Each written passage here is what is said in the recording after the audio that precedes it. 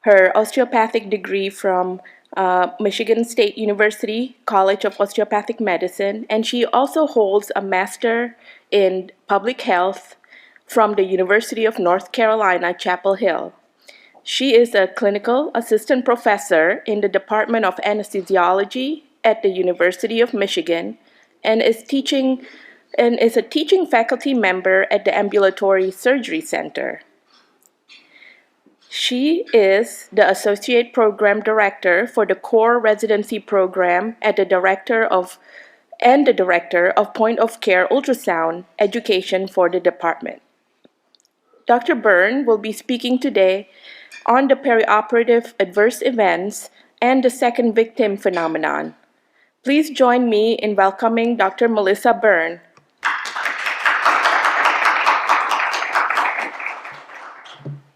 Thank you so much. I'm excited to be here today to talk about a topic that I really have true passion about. So here are my objectives, and next you can see I have nothing formal to disclose. But I do want to admit that what I'm going to talk about in the next 30 minutes, it can be a little emotionally charged. Some of the images, some of the ideas, I think they can call upon us to really reflect on things that have happened to us or perhaps to colleagues. And my goal for you today is to go home and to think about how you can best support yourselves, your colleagues, medical students, or other staff members who may be involved in adverse events. Now, I like to start this talk with this image. And this image was actually taken from Reddit a number of years ago now. And you can see that it depicts a young physician standing aside a concrete wall. When we zoom in closely, we can see that this person is in a state of personal anguish. And this photo is actually taken by a friend, a paramedic who worked with this young physician, and it followed the unexpected death of a 19-year-old patient. Now, it's somewhat voyeuristic in nature, I will admit, but I think that it draws two important facts to our attention. And the first is that unexpected heartbreak, unexpected death rather, is universally heartbreaking. And two, I think it just draws attention to a poignant side of a physician's work and the fact that sometimes we don't know how to best express how we're feeling, but we have to turn around and walk back into work. Now, it's Monday morning, it's 8 a.m., and this talk could get really dark really quickly. And so because of that, I thought I'd bring a little bit of insight, a little bit of levity to this discussion by using some insight from Ted Lasso. As many of you know, this is a character on Apple TV, but he really offers us some perspective, not just about soccer, but also about life and leadership.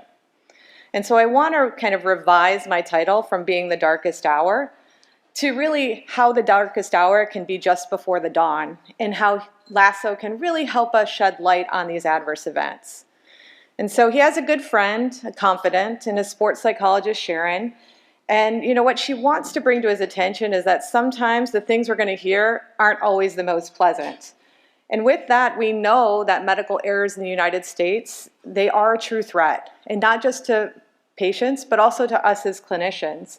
In 2000, the Institute of Medicine published this landmark report called To Err is Human, and it called attention to the number of people dying from medical errors and the cost to society.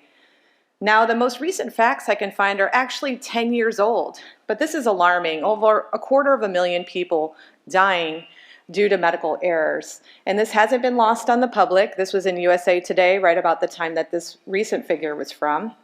But what I think we're seeing, right, is just the tip of the iceberg. What we don't really see are those close calls, those near misses, or worse, unreported errors that are probably even greater risk to patients today. And so when we think about patient safety events, a lot of the attention has been on how we handle them. And we forget that there is some personal and often professional anguish to many of the people who may be involved, and certainly the patients, but also us as clinicians. In 2000, Dr. Albert Wu coined the term second victim syndrome or second victim phenomenon. And what he was using this term was really to describe the adverse effects that we have after medical errors, patient-induced injury, unexpected events, and the psychological feelings that we have following these major events. Now, the concept of, provider suffering wasn't really new at the time. He just gave it a voice and helped to ignite the conversation. And so when we think about second victims, these are common thoughts that many of them may have. I feel like this is my fault. Have I failed my patient? Should I be taking care of patients in this state? You might also feel somewhat singled out, or that people are looking at you or judging you. And often we can't help but doubt ourselves, not sure what to do in the immediate circumstance. And also these events just replay over and over. Now, as anesthesiologists, I think many of us can attest that regrettably we set ourselves up for some of these risks, whether you're taking care of young pediatric patients or even in an operating room setting, those failure to rescue cases or even unexpected patient demises. For me, it's always that connection to patient and family member, especially when you're working with patients on L&D where you have a bit of a different interplay than you may in that quick pre-op that you do on a regular basis. Regrettably, women, we are at higher risk, as I'm sure here to attest. And these are really not just career-changing, but life-changing events, and they've aptly been described as the darkest hour of one's professional career. Now, Ted is really good about addressing the elephant in the room. And after his first game, he got in front of the British press conference, and he was like, honestly, I've never coached soccer before. I came here from the United States. I don't know anything about your culture. And what he was trying to do is to be vulnerable and address an elephant in the room, frankly. And so I think that there is an elephant in the room related to this, and that's this recent editorial that was published in the BMJ. It was entitled "Abandon the Term Second Victim," and it was written by family members of patients who had died following medical errors. And what these family members asked and what the authors asked was to us not use the term because they were afraid that we were trying to avoid some sense of responsibility. They thought that it promoted passivity or even lack of agency in circumstances where medical errors could be preventable. Now, I may be speaking for myself, but I don't think anyone in this audience today, would ever put their own sense of grief in front of our patients. And we took an oath many years ago for us, right, to say that. And I think we say that on a regular basis coming into work. And so again, I admire their intent, but I think that we as clinicians have some duty and we have some responsibility to really internally reflect. And honestly, Dr. Wu, when he coined the term, actively and aggressively noted that patients and their families are the first victims. That being said, we know that roughly 1 in 7 patients may experience an adverse event. But what this means is that probably most people in this audience today will have experienced one during their career. When it comes to second victim syndrome in its entirety, there's a lot of data, and most of it states that the incidence is probably somewhere between 10 to 40%. A more recent study in 2010 showed that 1 out of every 3 medical students, nurses, or professionals actually felt that they had had a life-altering adverse event in the previous year. This is a nice study from 2007 by Waterman. And what they're looking at is the impact of these events on our well-being as clinicians. What I think is really striking is that the red is a serious error, the yellow is a minor error, and the blue is a near miss. And it didn't matter which type. All of these things can actually impact our emotional well-being and state. So let's look at some of the commonly reported symptoms. There are physical symptoms like elevated heart rate, blood pressure, elevated difficulty sleeping, and then there are psychosocial symptoms that are commonly reported like anger, frustration, depression, anxiety. And what's unique is that more than 1/3 of all second victims actually report every single one of these symptoms in the following days. Now I put this image up because one, I think it's just a nice infographic to remind us of some of these symptoms. But what I want to call your attention to is that this is actually an infographic for post-traumatic stress disorder. And so I want you to think about this overlap between the symptomatology of people with post-traumatic stress disorder and us when we have adverse events. As I've shown, these can have significant impact on us as healthcare workers. And this is some data specific to anesthesiology taken from a survey study that was sent out in 2012 to ASA members. They had a pretty good response rate for a survey, which to me is, somewhat hopeful that people are willing to complete these, but also showed that roughly 2/3 had had some sort of perioperative catastrophe in the previous decade, with the mean number of reported events almost 3. 84% said that they had had at least some type of periop catastrophe over their career, with the average of about 4. Now, I think where the strength of this study really lies is in the coming slides. So next, they look at that emotional impact. Describe your symptoms after your most memorable perioperative catastrophe. At the top of the graph, we can see that reliving the event, anxiety and guilt topped the respondents at about 70%. But really what we need to look at is the bottom. And what we see is that over 1 in 10 responses noted that they had considered a career change, and 1 in 20 or 5% turned to alcohol or drugs. Next, what they asked was, let's have you think about that most remarkable, we lost the slide over there, that's okay, most remarkable incident. And then how long do you think it took you to actually recover following that most memorable event?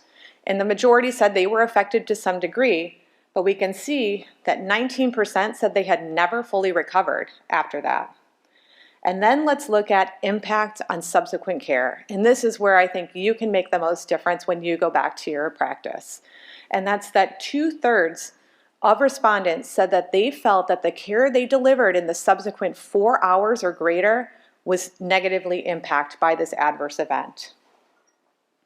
Now, a more recent study was done amongst 3 difficult airway societies, and they put together this lovely word cloud when they asked respondents to just think about the emotions you felt following your most memorable difficult airway event. And again, we can see some of those very common psychosocial symptoms like anxiety. We see sadness, disrupted sleep for physical symptoms. They again asked them how long it took them to recover, and I put a red box around things so that you know that nearly 10% said it took them 1 to 5 years to recover, and 3% said that those symptoms never actually abated. They also asked about debriefs and found that debriefs were very helpful in these scenarios. So taking these 2 studies into context, I want you to think about the weight that we carry and think about when an adverse event happens in an operating room, I think we all feel this drive, and I don't know if it's internal, I don't know if it's external, to just kind of carry on, right? Move on to the next patient. And so this example I'm going to give is not my own. It's actually from Marjorie Stigler in a podcast she gave on a similar topic. But what she asked you was to think about what happens when you walk out to pre-op after an event like this, and you're just like, hey, Mrs. Jones, hi, I'm Dr. Burns. I'm going to be your anesthesiologist. Sorry, I look a mess. We were frantically trying to save the patient before his life. I'm getting things kind of cleaned up. I'll be out in 5 minutes to take care of you. I can tell you what I would think if I was on the receiving end of that. And it would be, that's it, clothes on, I'm going home. Don't care about the childcare, the insurance challenges. I would not want to be under the care of this physician at this given time. And so, I think it's really important for us to think about the implications of our actions and the subsequent care that we delivered. Now, she goes on to ask a few more powerful questions, and Marjorie's really smart, right? She talks about how patients today are very savvy. They are in tune with our mental state as their caregivers. They recognize that distractions on our end lead to poor care on their end. And so she wants us to think about 3 really important questions. The first being, do patients deserve to be on the best end of our care following adverse events? I'd have to say yes, to some degree, and maybe that means we need to rethink when we are re-involved in patient care. 2, do we have an obligation to tell patients when adverse events happen? and not necessarily events that happen to them, right, but perhaps the patient before. And then 3, do we have an obligation to just carry on and try to deliver the best care that we can? And personally, I think that that's probably the wrong answer, but I'll leave that up to you. So clearly, emotional impact is really important for us to understand. And I want you to understand that why I'm here today. And Ted Lasso will often say, know your why. What's your passion? What's your drive for doing what you're doing today? And for me, the real disclosure is I'm a terrible black cloud. And the fact of the matter is I've likely had more than 4 adverse events in my first decade of my career. That being said, there are certain ones that stand out, and one in particular really drove me to really putting together this talk, and also why I feel so passionate about this with my trainees. I had a young woman come in, very complex medical history. She had a mechanical mitral valve, and she was scheduled for a C-section. Now, she had chosen to take Coumadin during her pregnancy. She was brought in to bridge her with heparin, and then her C-section time so that we could discontinue the heparin overnight, and she would be the first case of the day. Long discussion with the patient about risks. Her spouse was at the bedside. I had the trainee with me. We decided the most expert person in the room would place the epidural. And to be quite honest, the case went perfect. Baby's beautiful. We went out to recovery. We talked with the surgical team about restarting heparin. And honestly, I think I even high-fived the trainee when we left that day because we felt we had done a really good job preparing the patient, interacting with the patient, and doing what was best for her. Regrettably, I came in the next morning to find that she had been boarded not once, but twice for emergent decompression for a lumbar epidural hematoma in the setting of restarting her heparin. Now, this is a 1 in 200,000 event, and this has happened to me. And you can imagine, this is how I felt in my office, still with a day's worth of cases looking forward to. She had clot extension all the way to her thoracic spine, noted during the second decompression. But all I could think about was the myriad of questions of, did I do the right thing for this patient? Now knowing that she's going to be in an ICU, not able to hold her baby, and probably looking at 6 months of recovery through PT, if she ever gets to walk again. Now, this is just a reminder that when these events happen, we've got to internally reflect. We need to spend the time to think through how we're feeling, what we're feeling, and how that's going to impact care. It's only this summer that I was preparing this talk again, and I've given this talk probably 15, 20 times at this point, that I started to notice something. And it was looking at a bunch of images that I was putting together that I realized that it wasn't just grief that I felt, loss, frustration, or depression at the time, but an emotion I think that is much more powerful than that, and that's really only becoming a part of the vocabulary of the medical community. That's shame. Now, I feel really fortunate to have met Will Bynum when he came and gave grand rounds at our institution. He's from Duke, and he speaks specifically about shame in medicine, particularly shame in medical education. And he and Luna Donizal have done some tremendous work in this vein. They have a website, it's called The Shame Space. I highly encourage you to look through it. But what they're trying to do is to promote academic research in this topic using creative storytelling. So people like myself coming and telling you about adverse events and how it made us feel. And the idea is to promote shame awareness, but also shame resilience, and try and use this practice to improve patient safety. Now, this is getting attention in academic medicine as well. This is a recent journal cover for the Journal of Academic Medicine from June of earlier this year, discussing shame in medical education. Now, what can you take away about shame today? Well, I think the big thing to take away is that there's a stark difference between guilt and shame. So guilt means that I would look at something and say, I did a bad thing. Something went wrong. I was involved in an event. But shame becomes this internal reflection, this global perspective that you are flawed and that you led to that event. So that is the I am bad. And I think this is where adverse events can really cripple us. And so we need to recognize this early. Now, regrettably, things we do in medical fields lead us to a high risk, including medical errors, for experiencing shame. And when we look specifically at different triggers during patient care, right at the top of the list, perceived medical errors that cause patient death, but also perceived medical errors that don't even cause significant patient harm. So those near misses as well. Now, whether it's people and the personalities drawn to this field, or whether it's the culture of medicine in general, I don't know. I think there needs to be more research in this vein. But something about our field means that we're at high risk for experiencing shame in our careers. So just as Will and Luna have attested, please learn to recognize this. Please learn to normalize it. We need to confront it, and we need to better understand it. And like I said, it's taken me 7 years to get here to recognize it even in myself. And it was funny, I was putting my slides together yesterday and looking through them, and all of a sudden I saw this difficult airway survey, and sure enough, shame is sitting there in that word cloud. So clearly this is a powerful emotion, and as I mentioned, this overlap between PTSD and perhaps second victim syndrome probably needs to add a third layer, and that's how shame compounds that picture. Now, there is good news, and others before me have done a lot of great work for us to learn how to recognize, predict, identify it in others, but more importantly, how we can shape their recovery. And this work has been done by Susan Scott from the University of Missouri. She basically took a compilation of anecdotes, debriefs from people who had experienced adverse events and started to recognize there were these identifiable trajectories of how they responded. And so just to give you a brief overview, this is stage one. So stage one is that chaos and incident response. Things are going on, your head is running a million different scenarios, you're asking a lot of questions, but also, you are focused on stabilizing the patient. Perhaps this is the actively hemorrhaging patient. Perhaps it's a patient that you're actively coding.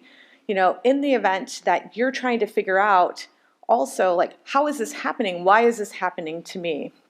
And when we add in that component of shame, what we see is this shame spiral. And again, this is from Will Bynum's work. They did this creative storytelling through imagery.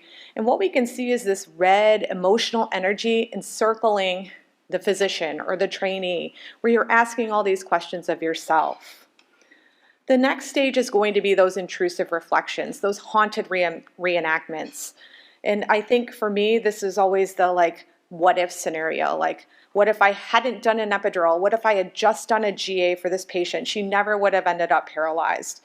What if I had triple checked the ASRA guidelines before we told the team when to restart the heparin? Could this have been prevented? And I think this is where things can go poorly, and we shift that shame into a very distorted imagery. And you can see that here where the whole room is skewed. Our frame of reference about ourself and the harsh reality of what has happened become unraveled. Next, we move on to the state of restoring personal integrity. And I draw your attention to this state because it's highly anchored in your local or departmental culture.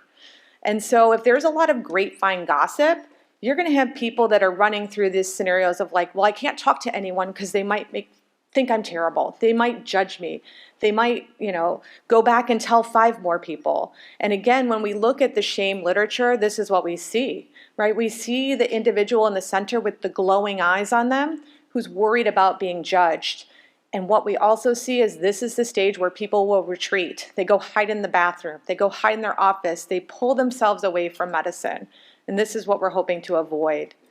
Next, we move on to enduring the Inquisition. This is a stage where we're worried about long-term consequences. Perhaps it's litigation. Perhaps it's job security or licensure status. And a lot of questions about who's it safe to trust. And so we want to move people into a state where they will call for help. And we need to be able to offer them the resources that they need in order to obtain that help. And then finally, we stand at stage 6. And this is aptly called moving on. Now, there might be, again, internal or external pressure to kind of put this behind us. But really, we're just standing on a precipice, right? And there's 3 major trajectories from here. So the first would be that we could drop out. For me, I was like, that's it. I am not doing academic medicine anymore. I'm going to go to private practice, and I'm never going to take care of an obstetric patient again. Well, again, is this a reality of how I should really approach things in light of an event that wasn't necessarily under my complete control? Probably not.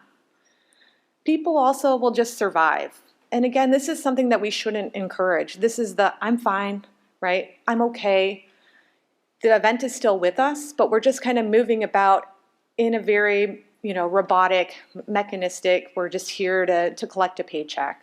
What we want to promote is thriving, making good out of something that has been unfortunate. And so this is where we want to resurrect our concept of ourself, stabilize, rewrite that narrative about who we are, and move past shame.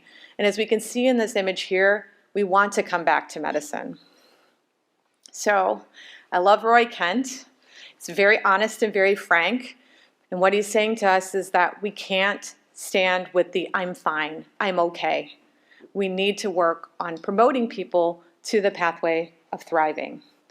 And so when we ask second victims what they really want and what we can offer for them, again, Susan Scott's work out of the University of Missouri, these are the things they want. They want someone to talk to, they want immediate recognition and support. These are things we need to seek to offer, not to promote silence. None of this surviving, none of this dropping out.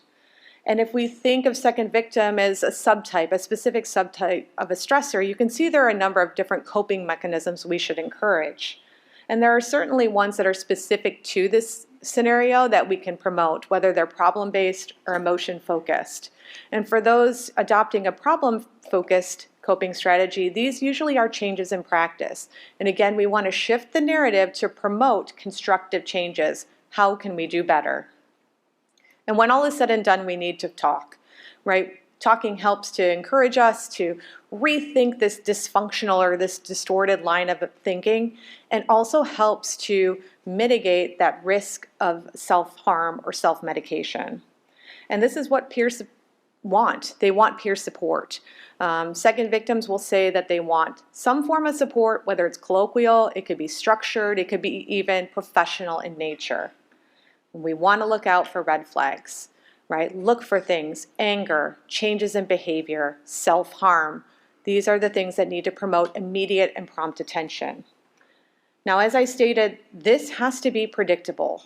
This has to be expected. When there's an unanticipated adverse event, that we do something about it as an organization.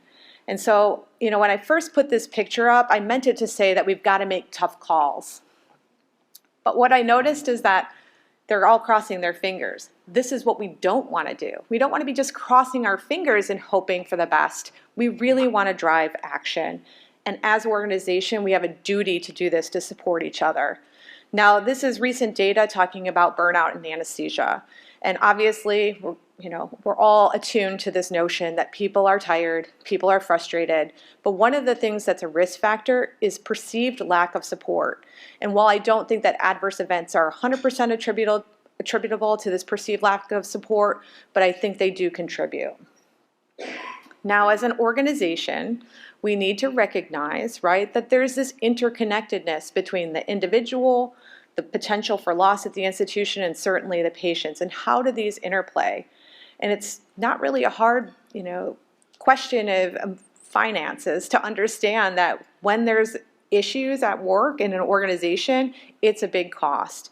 And again, some nice work from Susan Scott where they actually looked at second victim distress and the notion that it can drive people from leaving, right, dropping out, increasing not just turnover, but also absenteeism in the next slide. The important thing to take away, though, when we layer in organizational support, we can actually mediate, if not offset those effects with both turnover and absenteeism. And as we all know, that's money and time that we have to expend, but it's also money and time that we don't have to spend on finding a replacement person for those that move away. Now, unfortunately, only about 1/3 of second victims think that they have a support system in their institution. And so where do we start? Well, we start with shifting from a blame environment to one of learning and fairness. And this is known as promoting a just culture, right? Where the emphasis is on reporting and making sure that we are supporting the organization, but also the individuals involved. And it's really just trying to line up those holes in the Swiss cheese, right? So that we take out the individual as being the sole cause of error. And I really like this image because I think it sharply demarcates that there is a line between adverse events and human error and that of having a learning culture or a just culture in our organization. And so now we've got to get comfortable being uncomfortable. And I say that because we have to embrace this change in culture. We have to do it as an individual, we have to do it as a group. Now, many organizations have actually done this already. This is the Brigham model, known as the MITSS. Interestingly enough, this group came out following an anesthesiologist having cause last during a popliteal block. The patient and he eventually met off the grid and recognized that there was this disconnect, and they brought this group together to help support patients and clinicians. This is Susan Scott's model at the University of Missouri. It's called the 4U team. What I like is that you have localized support, you have a trained support network of peer supporters, but most importantly, you have expedited referrals for those who need the greatest amount of assistance. Kaiser has something similar, and what I like is that they are very frank in the type of support services that they offer, as well as those timelines, and including extended timelines for follow-up following anniversaries or legal actions. And we can see that anesthesiologists like this. They like this promotion of a just culture. And the way we can do it easily is to have departmental M&Ms that emphasize safety over human error.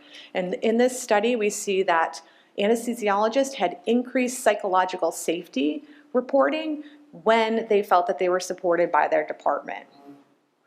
Now again, I really lean on Marjorie Stigler for this talk because she's just so poignant in how she can draw parallels to our day-to-day life as anesthesiologists.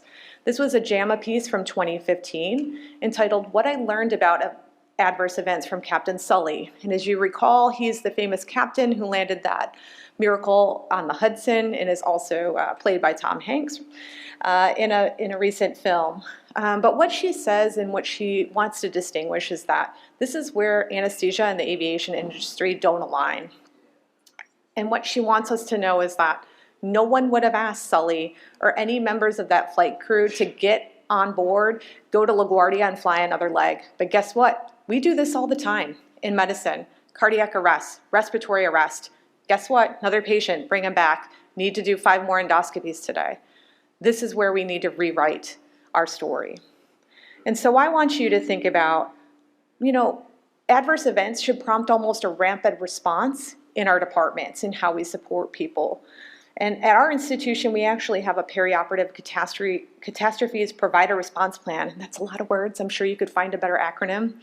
But it's a diverse group of members, and it starts with an email. Maybe it's someone that's involved, maybe it's the floor runner, or it's the CA3 who's on call. But it goes to this number of people, and there's 3 major phases. And first and foremost, we assess suitability for continued care. And what does the time frame look like for that individual to come back? And there are certain scenarios, ICUs, patients are sick and they're perhaps expected deaths that being able to move out of that environment may not work, but unexpected 19-year-old dying on the table, that's going to cause some harm. And what can we do to support them, not just now, but also in the days and weeks to come? And that may include referral to our support system known as Compass. Again, this was born out of COVID, but has been used now in a more meaningful capacity for these medical errors. So what does this mean? And I just use the next couple of minutes to summarize. I think we need to rethink, we need to regroup how we approach adverse events. And what we want to do is we want to have a game plan for action. We can't just show up and expect that we're going to do the best for each other. And so if we take a few more lessons from Ted Lasso, it's first we need to inspire others. Inspire them to recognize when there's a problem. And one of Ted Lasso's major leadership superpowers is he's vulnerable. And I hope today that I've shared a little bit of how I got here to be a bit vulnerable with you. because I think it's in that we can really foster connections with people. And TED does this in very simple ways, right? It's service to others, but it's also like making biscuits for his boss to help promote this discussion about things that are of importance to all. The next thing we need to do is to lead. And to do this, we need to focus on how we can best support each other. And he comes at this saying and says, it's the hope that kills you. By telling his teammates, it's not the hope that kills you, it's the lack of hope. And we need to be dealers of hope for people that we work with to help them recognize that there are resources available to them. Then we need to amplify that at the organizational level. And for me, this is that be a goldfish. You know why? Because a goldfish is the happiest animal on the planet. It has a 10-second memory. It does not dwell on mistakes. It sees obstacles as opportunities, and our job is to foster a growth mindset surrounding adverse events. And if we can do all these things, right, that's where we get to Ted's famous thing, that we can believe in ourselves as leaders, and we can believe that we can enact change in people who have been most affected by these events. Thanks.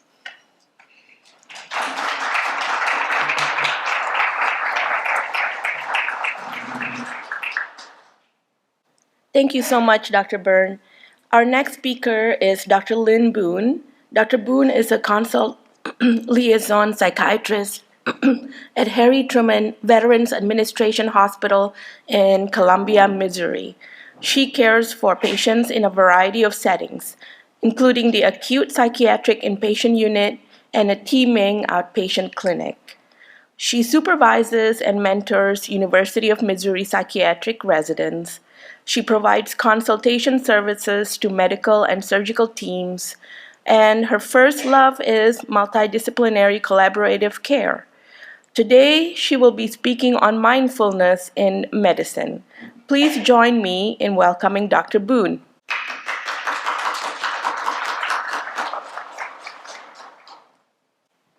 Good morning, everybody. Thank you for allowing a shrink to join. So I don't have any disclosures to make, sadly. Wanted to discuss our learning objectives today. So I want to talk about mindfulness-based stress reduction techniques, and I want to talk about it in the context of us, not just a broad context, but for healthcare professionals. I want to see how we can integrate mindfulness techniques to better care for our patients. And then let's talk about resilience and how we can benefit from these techniques. I want to discuss moral injury and moral distress because this is a load we are all carrying. So if we're talking about mindfulness, we need to talk about Dr. Kabat-Zinn, which I'm sure you all have heard of. We see his image everywhere we do a mindfulness retreat or we talk about mindfulness. He's an MIT professor and he got his PhD in molecular biology. And while he was working at a lab for a Nobel laureate, he heard a Buddhist monk speak at MIT. And he started his journey into Eastern mysticism and thought, there is so much here that I could actually bring back to the West, and I could discuss with Western medicine. So at that time, he said he was worried that if he brought back the entire concept of mindfulness within the Buddhist tradition, that people would say, this is lunatic fringe, this is outside what we do, I think that you're a little flaky, those are his words. And so he stripped the wraparound Buddhist philosophy and just kept some core beliefs of mindfulness. And he married them to Western medicine there at University of Massachusetts. And he started practicing with patients you know well, and I know well, chronic pain patients. And he took these concepts and thought, can we think about pain differently? Can we approach pain differently? And so out of this was born the mindfulness-based stress reduction techniques that we're very familiar with today. So the working definition of mindfulness: awareness that arises through paying attention in a particular way, on purpose, in the present moment, non-judgmentally. So that's a lot of words, but I want to focus on this word, awareness. How often do we actually practice awareness? Are we aware of our setting? Are we aware of the person in front of us? Are we aware of what's going on inside of us? When we think too of the concept of paying attention, when you pay something, it extracts from you. It takes something to pay. And if we're paying attention to our child, to our patients, to the environment that we're practicing in, we are actually exchanging our attention for awareness in a particular way. So we're talking about training our attention and focus, and on purpose, because we can walk through life, and I want to discuss this, being completely unaware and not paying attention on purpose at the present time. Now, I also want to unpack this idea of non-judgmentally. So this has implications as we come in with these feelings like Melissa discussed of shame or guilt or everything that we're experiencing. We let those feelings come to us and we realize we are more than our feelings and we are not our feelings. This is the outcome of mindfulness.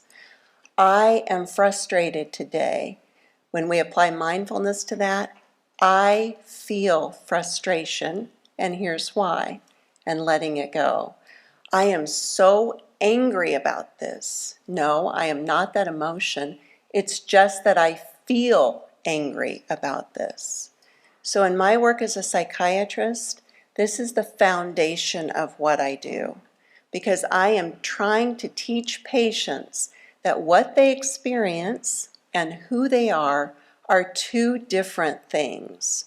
There's so much power in this idea that our thoughts can control our emotions and that our actions can stem from this.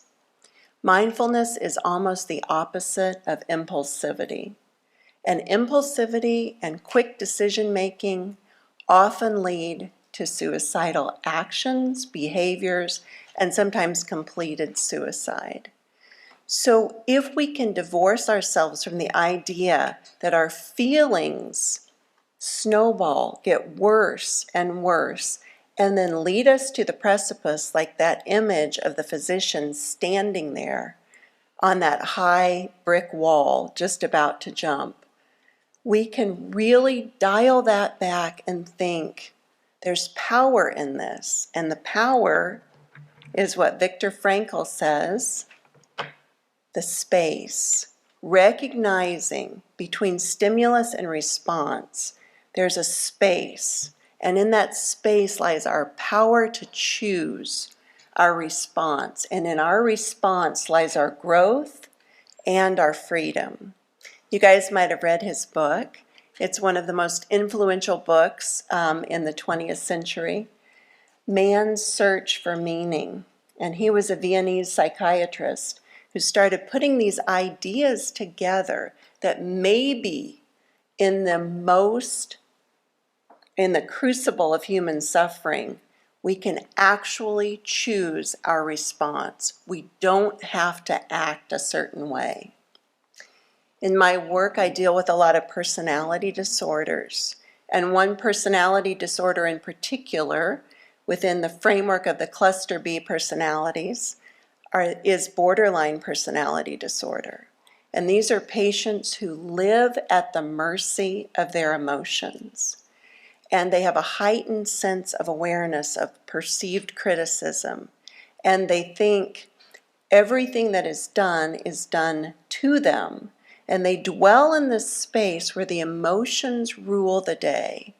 And the younger they are, it seems like, the more impulsive they can be. And they feel that if I have done something, as Melissa discussed, if I've done something, then I am bad. And I cannot control what happens next. But we know as adults, and we know if we don't suffer from that personality disorder, that we can control what happens next. We can put the brakes on our thinking. We can interrogate our thoughts. We can say, we don't have to feel this way. We don't have to think this way. Push pause and take a breath. And I will tell you as a psychiatrist, I medicate patients to give them pause. And there are some medications that actually have implications against suicidal behaviors. And I use those quite a bit. One is aripiprazole, Abilify, some are clozapine, those type of antipsychotics. They give patients a moment to pause. What if we ourselves could direct this idea as practitioners? What if we could teach ourselves to pause before our next reaction? In that pivotal work, House of God, Shem Samuel says, before you go to a code, take your own pulse first. And so my codes are not like yours. Mine are behavioral codes. And as I'm racing around the hospital, I don't know who's having a meltdown, who's threatening to injure staff, who might be at the verge of harming themselves. I have to stop, I have to pause, take my own pulse first before I race into this situation that could be fairly volatile.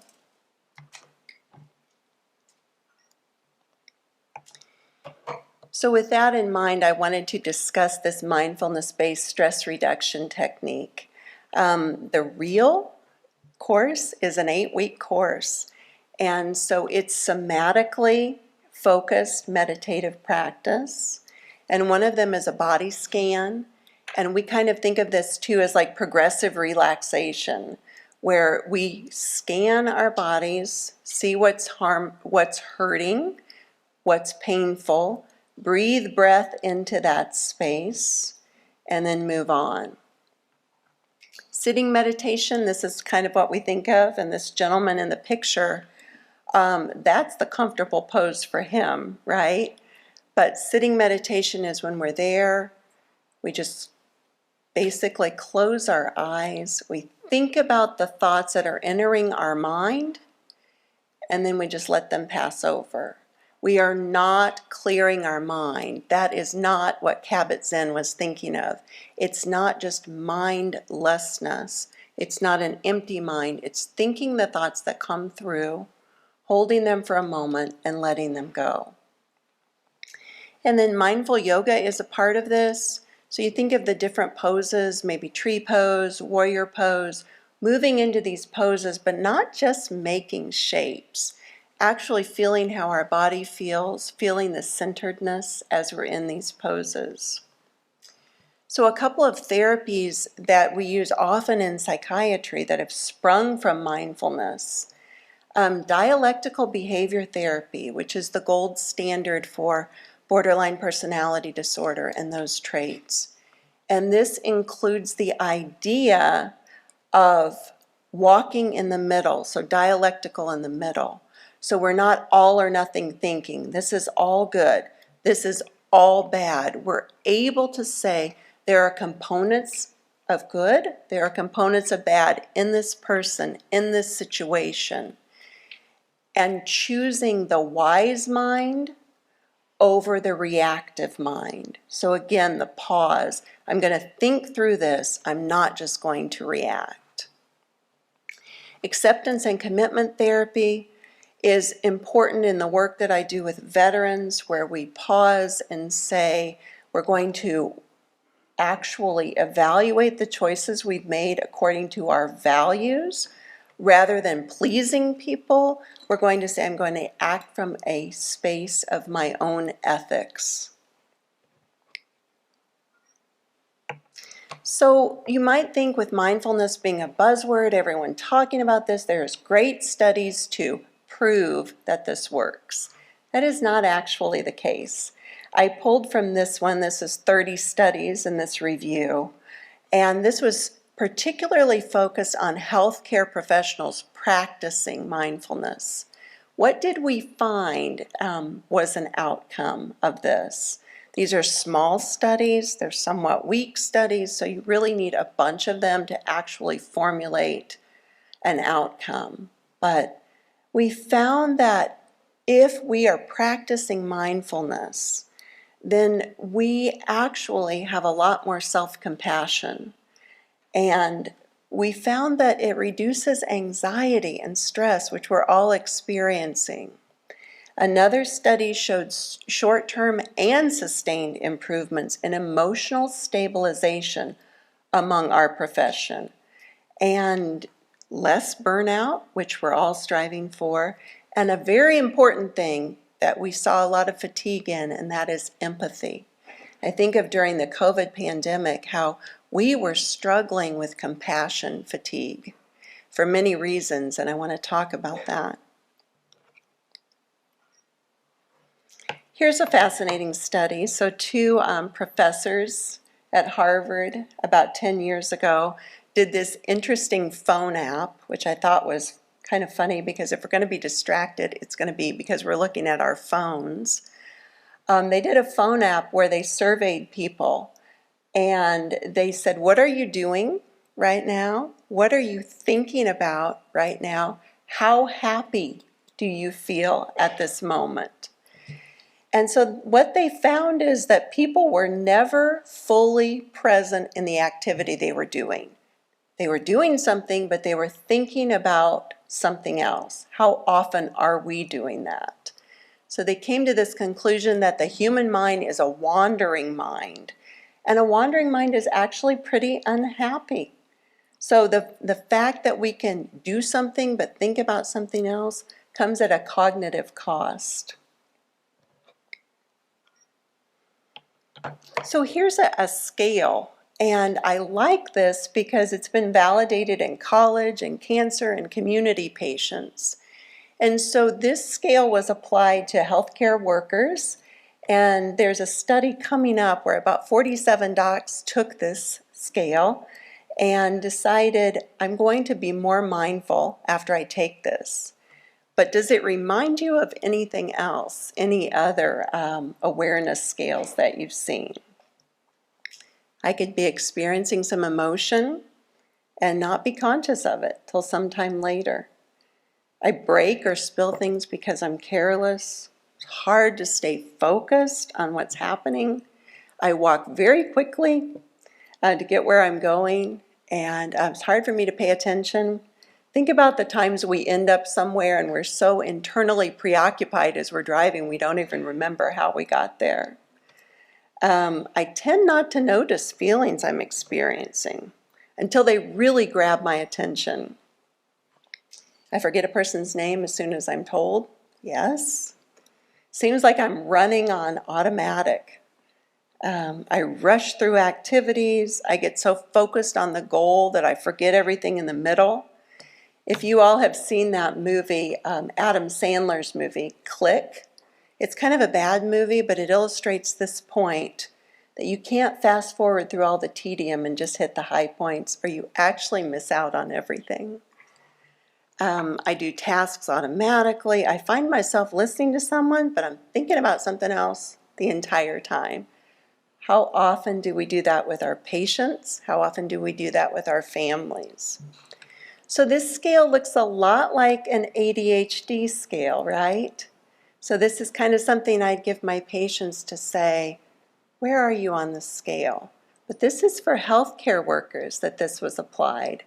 And I felt like as I read through this, I kind of checked a lot of these boxes because we can't pay attention to everything. We have to triage our attention.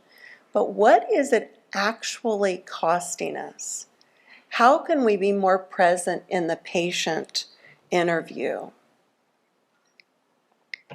So when these 47 clinicians did this mindfulness scale and realized they were racing through life, racing through their patient care, and not paying attention. When they realized that, they were able to be more mindful and more aware. And what did their patients think? This was an HIV clinic, several clinics, and the patients felt like after their providers completed this scale, that they were more satisfied in the interview. They felt like the clinicians were more present in the interview. And there was a much more positive emotional atmosphere in the room. So I kind of like this, here's what you should do when you get to work, mindfulness. I like it, but we have to take it with a grain of salt. How many of us actually can go and pause as we first get to our computer in the morning? I've been trying to do this. Can't let my thoughts overtake me. I've got 15 patients I need to see, and they're all acute. How about the next one, though? I think of this at a conference. When we first approach somebody, we pay attention to them, look at their eyes, we see how they're standing. As a psychiatrist, stance is very important. They look at people to see if they're guarded, if they're open, if they're potentially dangerous. You do the same. We may not realize that. And I think of all of us who are training residents. I personally have had a resident with challenges this last rotation. So I wanted to pause before I talk to them about you need to be more mindful. You need to pay attention to the mental status exam. So just pausing. How about taking a break throughout the day and thinking, okay, I just need to step back for a moment right before I get back into it. The very last one, I think, is why we probably have kids' pictures in our office. Or I've brought in different things that I found at a fair. So I have pumpkins in my office that I can focus on, look away and think, that's beautiful. There's a life outside of the hospital, and then move on. This kind of came to me as I was walking with your president during a visit a couple of weeks ago, and we were walking down Cleveland Clinic's long corridors. I thought, I can't be outside much, but if I can practice mindfulness as I'm walking to my office, which is a long trek for me as well, then I can probably incorporate this more easily. So I'm going to make this an indoor space, and as I step out of the car, I can check posture, I can check my breathing, and instead of just using breathing as mindfulness, I can actually use my gait. I'm walking to work, I'm thinking, I'm aware. Maybe 2 or 3 minutes as I'm walking to the office. So I wanted to actually spend time, and this echoes what Melissa's talking about. How mindful are we of the weights that we are carrying as physicians? I don't know if you all saw this article in JAMA, came out maybe a month ago and zinged through our email chain at work. The death by patient portal, where this internist said during COVID, I got so many requests on my patient portal that I was absolutely exhausted. And he tells his partner, I could spend my entire day on the patient portal just answering questions, just responding. I often feel this way as well. And finally he thought, I am getting so burned out with all of this, I've got to find a solution. So what did he do? He wrote this heartfelt letter to his patients. I can't respond to all of these requests. I am getting burned out. I want to take good care of you. And sent that to them. And then it was published in JAMA, and the response was absolutely overwhelming. They understood. They got it. They appreciated him being so transparent and open. Interesting approach that he took. And then I wanted to also discuss this ampersand dynamic, and by that I mean We are physicians, and we have to triage our attention to our patients every day. But as we are driving to work, as we're at work, how many of us are thinking, I have to be at daycare before it closes? I wonder what I'm going to do about my dad's worsening neurocognitive status. What am I going to do about this board meeting I'm going to sit in with my colleague who's not supportive? And why did my patient die by suicide last week when I thought I had done everything I could to save their lives? So we are living in the present time with our patients, but we have a massive cloud around us as well from all of the weights we are carrying. Do we pause and think about that? That the reason we are feeling exhausted and experiencing compassion fatigue is that we have things that demand our immediate attention, and then we have so much that we are dealing with just living in the society that we live in. No wonder we feel so burdened. No wonder we feel so exhausted. And I actually think residency is a little bit better than practice as an attending, because in residency, you can walk into a room, you can slam the door, and you can say, do you guys know what I just went through with this patient? And you can all kind of support one another. It's informal, but we may not have that in the practice settings that we're in, where colleagues are immediately available. And when we interview for jobs, this is something that is so important, but we cannot predict it. We can't predict chemistry, we can't predict collegiality, we can't predict the supportive environment. So if we have all of those cares, plus patient care, plus bad outcomes, we are suffering from a weight that we scarcely pause to articulate, but we all are carrying. I think too that we often work so much, and especially during the pandemic, that we are unable to escape from the hospital, to get out of the places where we live, to stand at the base of Bryce Canyon or the top of Pikes Peak and recover our sense of awe. And when we start to lose our sense of awe, we start to lose the sense of ourselves. We have to be looking at bigger things. We have to be outside of our daily demands. And this is actually a marker for burnout, when we can't gasp at something, when we can't feel enveloped in something bigger than ourselves. Recovering it takes time. It takes vacation. It takes vacation without the patient portal. It requires things that we often can't do. But the idea of a sense of awe, some people are recapturing by gardening, for example, being outside and watching things grow. We need to be in a space where something goes right, where we can actually affect change and we can see it.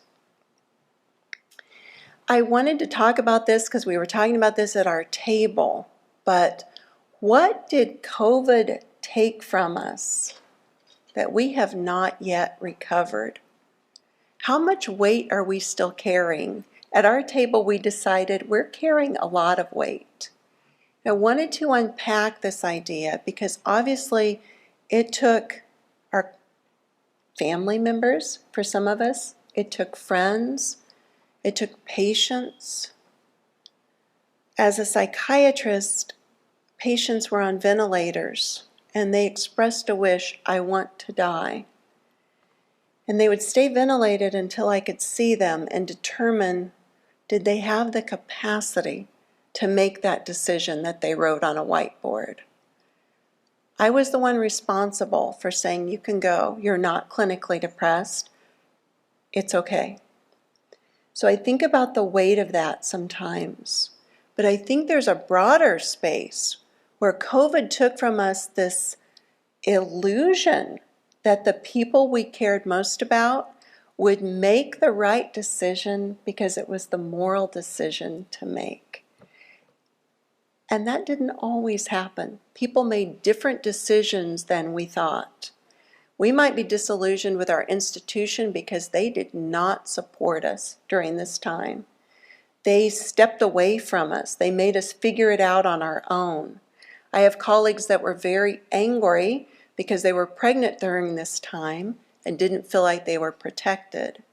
I have patients who are people of faith who said, I won't go to church anymore because I have cancer and no one else will mask. And they stepped away from their faith practices. And we were talking at the table about our family discussions, how divisive this became, how careful we had to be.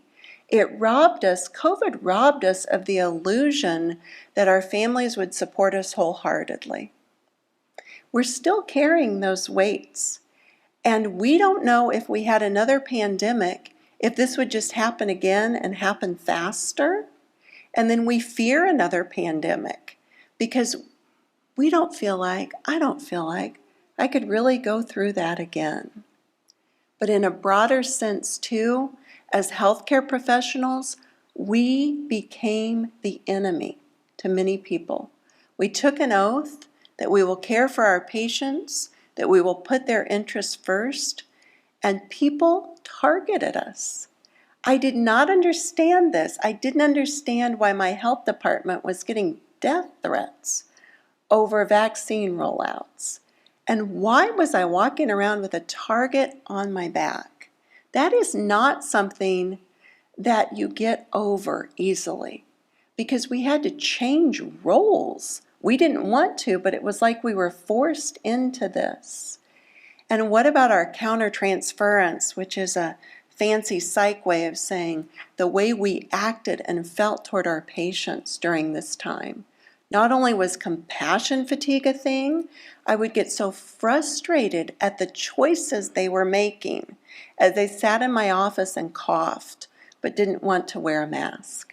And as psychiatric patients, a lot of times there's fear, there's anxiety, there's concern about something covering the face. How to deal with that? Could you just do this? Could you not be around your elderly neighbors, please, as you're infectious?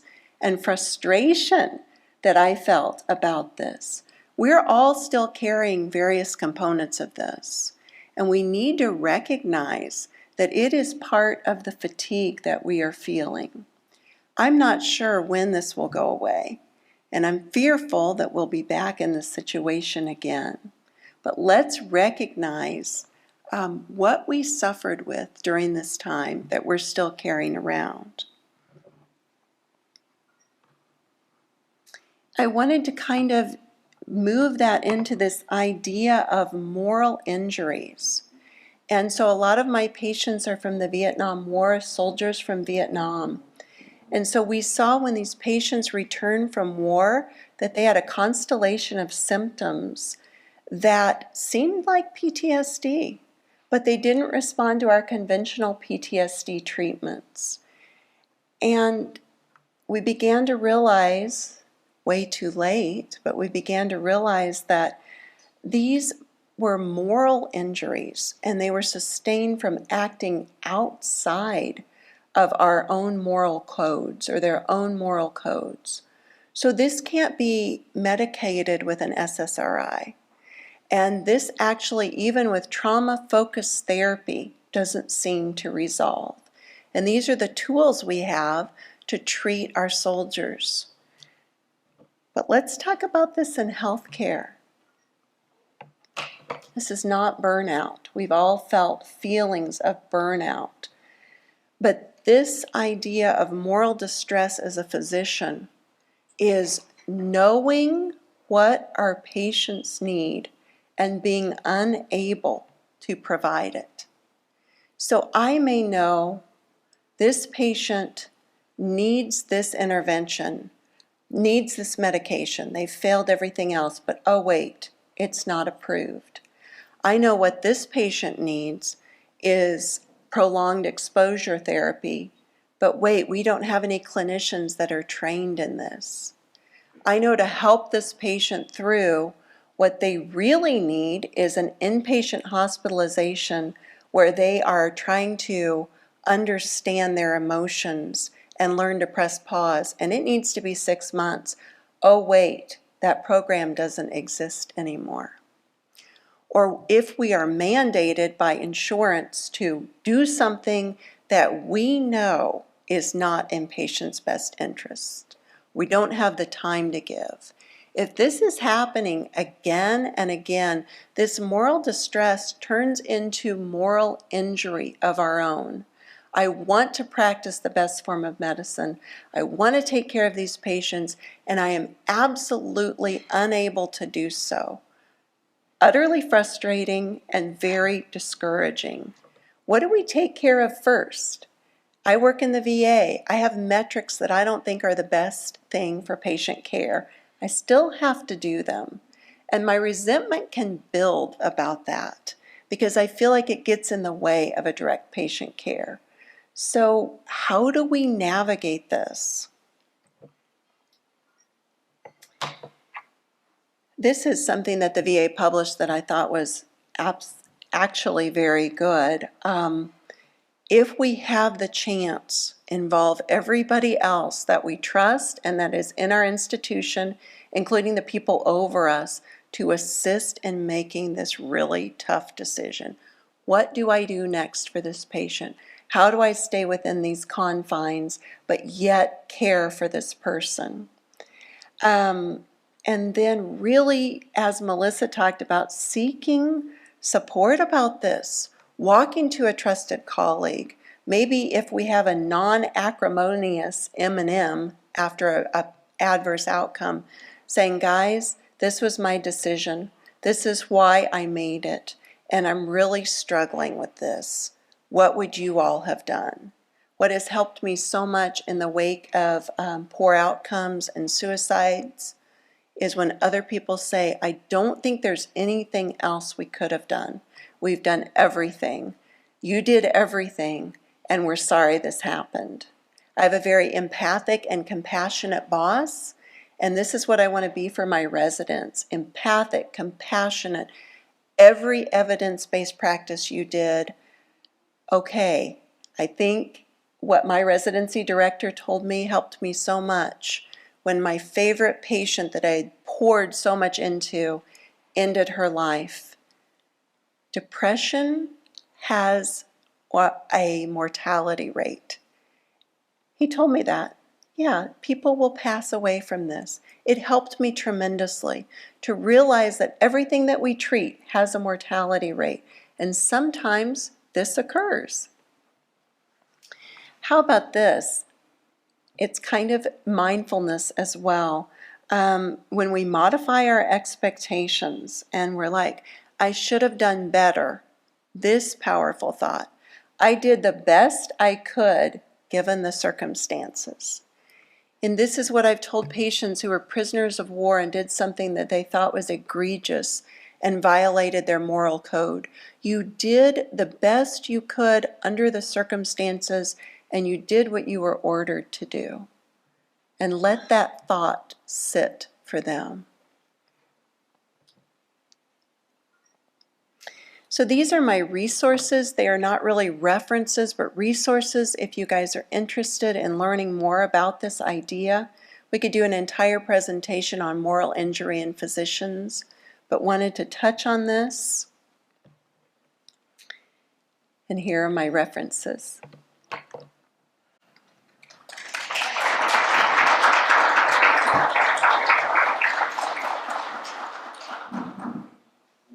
Thank you so much, Dr. Boone. We will now begin questions and answers portion of this lecture. If any of you have a question for Drs. Melissa Byrne or Dr. Lynn Boone, please come up to one of the floor microphones to post your questions. And I would like to ask a question for you, Dr. Oh.